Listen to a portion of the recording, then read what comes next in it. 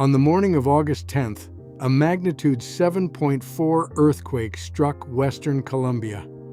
The epicenter was in a remote stretch of Choco department, but the damage spread across multiple cities. Cali, Pereira, Manizales, Quibdó, buildings collapsed, hospitals lost entire wings, airports shut down. Within hours, the confirmed death toll had passed 100. By evening, it was still climbing. Rescue teams moved into the rubble, soldiers were deployed. The president declared a national emergency and stood in front of cameras and described the scale of what had happened. And while all of that was happening, something else began. Quieter, less visible. No cameras pointed at it, no press conferences to explain it. A second operation had activated. The one that deals not with the living, but with the loved ones who didn't make it. The one that has to answer a question nobody outside of emergency management thinks about until it's too late. What actually happens to the bodies? The first thing that matters is the clock. Within roughly 48 hours of death, decomposition reaches a point where visual identification becomes unreliable. Facial features change. Distinguishing marks become harder to read.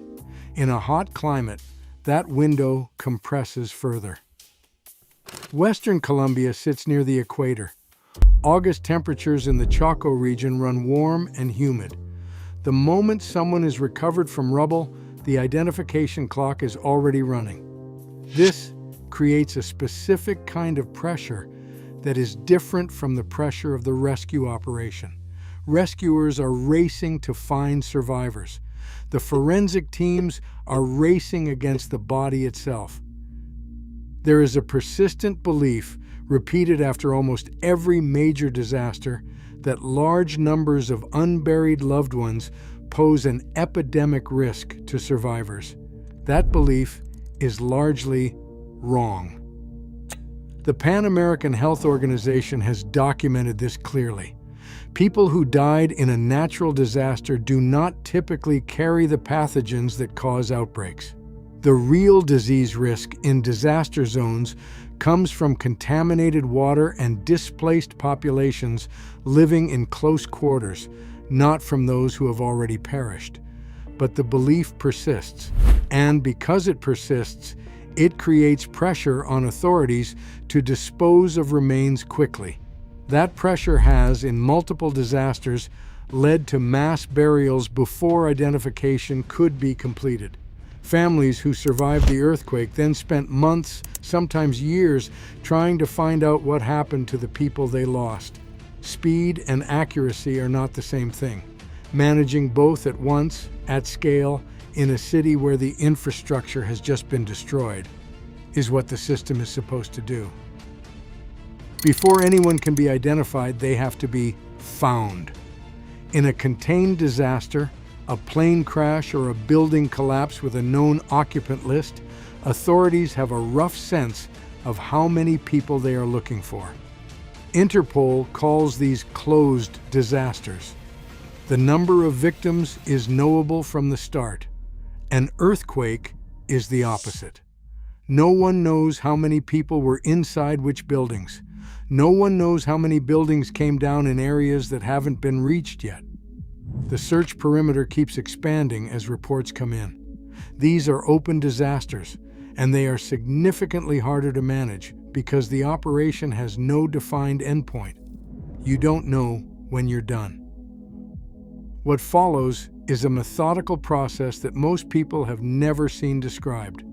Recovery teams move through collapse zones in a grid pattern, treating each section the way investigators treat a crime scene. Every set of remains is assigned a unique reference number at the point of recovery. Its location is documented. Photographs are taken, personal effects found nearby, a wallet, a phone, a piece of jewelry are bagged separately but linked to that same reference number. The remains are then transported to a temporary mortuary facility, which in a major disaster is rarely an actual morgue. It's a refrigerated truck parked outside a hospital, a sports hall that's been cleared out. whatever space can be secured close enough to the disaster zone to be useful. The chain of custody established in those first hours matters enormously. If it breaks, if remains are moved without documentation, if reference numbers are lost, if personal effects get separated, the identification process downstream becomes exponentially harder. In chaotic environments with exhausted workers and overwhelmed infrastructure, that chain breaks more often than the official reports tend to acknowledge.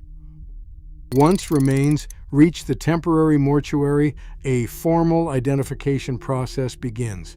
The international standard for this is called Disaster Victim Identification, or DVY. The protocol was developed by INTERPOL and has been adopted by member countries around the world. It begins at the scene itself. Recovery, documentation, chain of custody, the methodical work of getting each set of remains from the rubble to a facility with a reference number intact. From there, forensic specialists take over. Every set of remains is examined and stripped of every piece of biometric information it still holds. Fingerprints, dental records, DNA samples, distinguishing physical characteristics, all of it recorded on standardized forms and entered into a shared database. While that's happening, a separate team is working the other direction. Family assistance centers are stood up, locations specifically for people searching for loved ones. Those families are interviewed. They hand over dental records, medical histories, DNA reference samples from relatives, photographs, descriptions of what the person was wearing the morning of the earthquake, everything that might help confirm an identity on the other end. Then comes reconciliation. The two data sets, what the remains show and what the families provided, are compared against each other. A positive identification requires a scientific match, not a family member saying it looks like someone. A confirmed match through fingerprints, dental comparison, or DNA. Only then is a name attached to a reference number. Only then can someone be brought home. In a well-resourced country with intact infrastructure, this process still takes weeks. DNA processing alone, depending on laboratory capacity, can take months. In a country where the earthquake has damaged hospitals, disrupted communications, and displaced the very families that need to be interviewed, the timeline stretches further. After the 2023 earthquakes in Turkey, a country with significantly more forensic infrastructure than most, families were still searching for loved ones 2 years later. Graves in the earthquake zone sat marked with wooden stakes and handwritten numbers.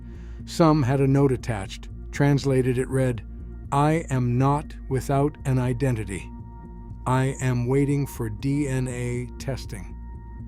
The protocol exists. What happens when a country doesn't have the capacity to run it is a different story. In January 2010, a magnitude 7.0 earthquake struck just outside Port-au-Prince, Haiti. The death toll estimates vary widely. The Haitian government put the figure at over 200,000.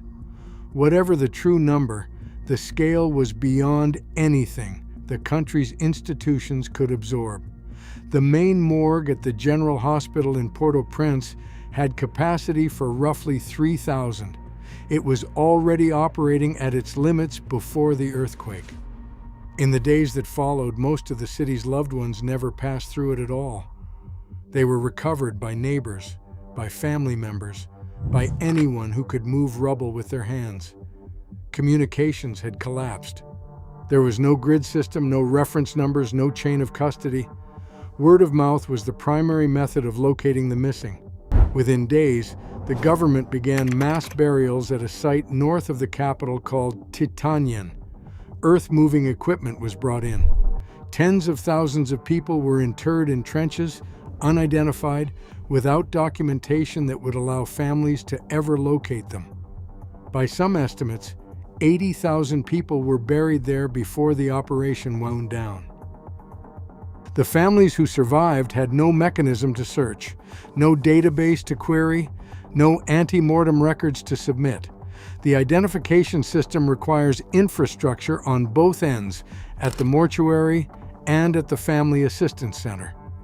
When an earthquake destroys both, the system doesn't slow down. It doesn't exist. What that leaves behind isn't just grief. It's a specific, unresolvable kind of loss. The kind where a family never receives confirmation, never gets remains back, never has a defined place to go. Closure, in the clinical sense, becomes structurally impossible. Colombia is still in its first hours. Rescue teams are still in the rubble. The death toll is still being counted. And somewhere in the affected cities, the second operation is already underway, the one that will continue long after the cameras leave. How well it runs depends on resources, on infrastructure, on decisions made in the next 48 hours. Some families will get confirmation within weeks, others will wait years. Some will never get an answer at all. This is what mass casualty response looks like from the side nobody films. It is methodical, underfunded, and quietly consequential in ways that outlast the disaster itself by decades. This is Funeral Report. If this video gave you something to think about, share it with someone who might need it. And if you want to stay informed on how the death care industry actually operates, subscribe.